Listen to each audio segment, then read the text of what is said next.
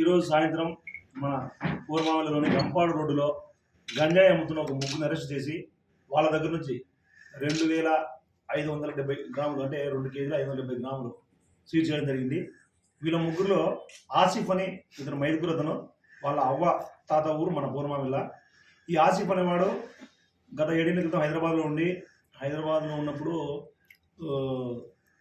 East Godavari అక్కడ పోయి అక్కడ నుంచి గంజాయి సరఫరా చేస్తూ పోలీసులు దొరికి నల్గొండలో కేసు పెట్టినారు. నల్గొండలో ఆ జైల్లో ఉన్నప్పుడు ఒకడు పవన్ అనేవాడు వానికి పరిచయం అయ్యి రాజమండ్రి దిగింది. ఈ పవన్ గారి ద్వారా ఇక్కడ నుంచి పోయి గంజాయి తెచ్చుకొని మన చుట్టుపక్కల గ్రామాల్లో చుట్టుపక్కల టౌన్లలో అమ్మేవాడు. ఈ ఆసిఫ్ మన కడప జిల్లాలోని ప్రొద్దుటూరు, కడప, దువ్వూరు, మన పూర్మావిల్ల, కలసపాడు ఈ గ్రామాల్లో అక్కడ నుంచి సరఫరా తెచ్చి